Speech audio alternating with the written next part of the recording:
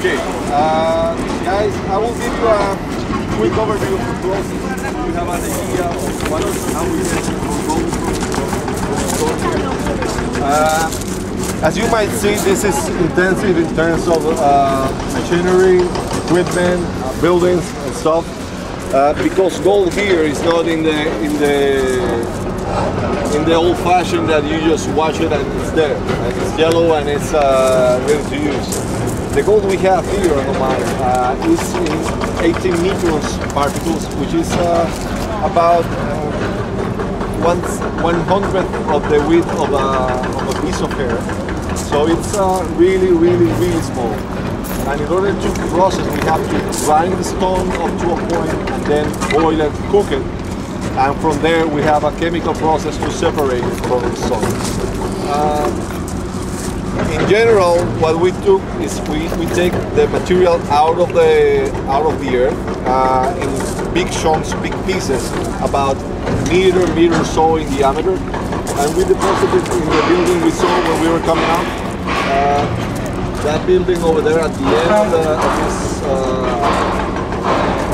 this belt, and this is the primary crusher. This crusher, basically what it does is just mold down the pieces, just chunk it and make sure that it doesn't go bigger than the piece of a watermelon or big orange. From there, it's deposited in this area we have here, that belt, and below that concrete area you see there, there's the feeding point for a secondary belt that will conduct the material onto that building you see there, where the material will be reduced even more, just to make sure that it's about the size of a pebble, something like this. And from there, we put it in a mills, steel ball mills that usually crush it up to the thickness of dust. That dust is then mixed with water. We take from a nearby reservoir, and that water will also be taken from that pond we see over there. That is one of the legacies we had from the former operation. That slurry that will produce there, then will be pumped into the autoclaves. So from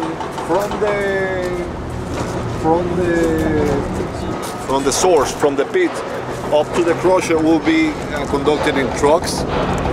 From the primary crusher up to the slurry plant, it will be conducted through belts, and from there it will be pumped in a semi-aqueous format.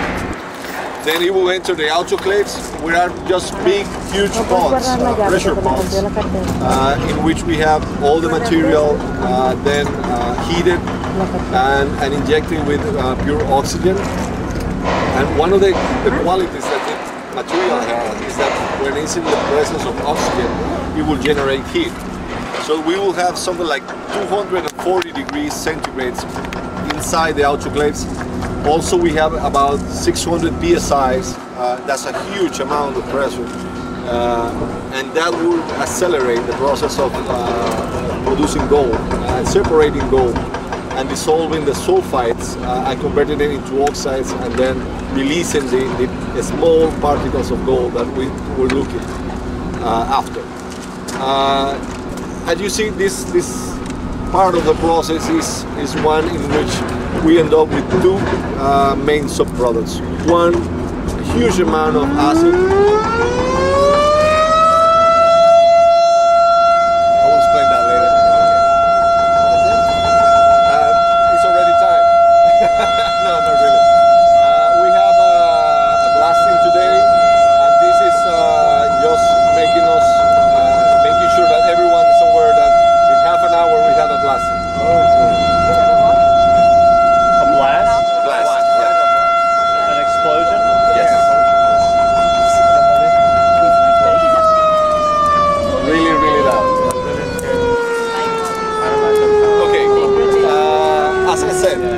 So what we end up with after the autoclaves is two main products. One is a huge amount of sulfuric acid that would be the consequence of boiling and mixing all the material. and enrich sludge that will be where the gold and the silver and the copper is. This plant is not just dedicated to producing gold and silver, it also produces copper and eventually will produce zinc in huge amounts.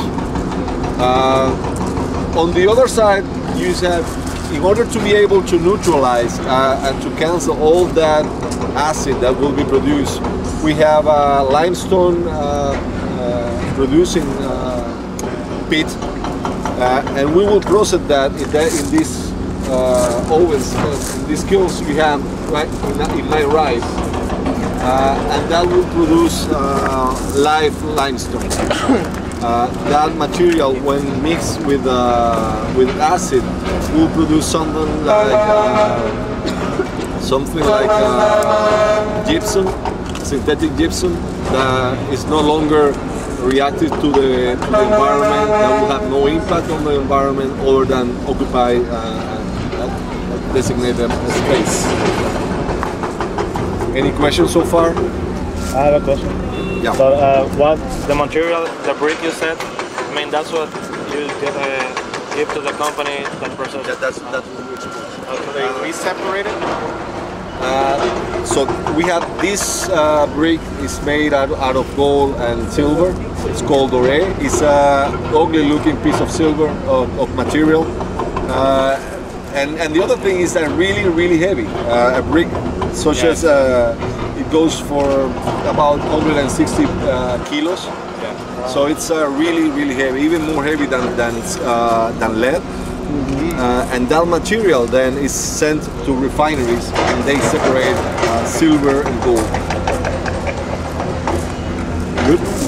Any more questions here? Great. Where is the gold? It's all around us. That's a brilliant question. Show me the money, right? So this lake, You're sitting on a that's the artificial one you get? That's the Mejita Lake, the Mejita Pond, and this is one of the legacies that we have from former operation. But it's better already. I remember the first time I came, it still looked reddish, like more red. Yeah, it used to be more and more reddish, but this is a high intensity pluviometry we have here. Yes. And some of the reddish water we have there had been diluted by rainfall, and some of the new red water that would come in and taint this is being diverted to different areas of the plant. Okay. Yeah. When are you going to start? Production will start around May next year. May 2012. This is exploration. Right now we're in the process of construction. We're about 75% of completion. In some areas already been finalized, others are still in the process. You already signed a contract with the government for Well, the contract with the government was before even starting construction. What are the kind of environmental factors? The main one would be the acid rain, acid rock rains, because it is significant, and the impact it has on the environment is quite high. So containing that and making sure that no acid rain goes on the waterways is worry number one. Proper management of products and reactors is priority also. We use cyanide as part of our process, and cyanide and other chemicals are something that we take really seriously. If not properly managed, it could have negative impacts on people. We just make sure that it does not happen in our project. And the third one, and maybe in the wrong order, it will be safety for our people, making sure that everyone is safe every day back home.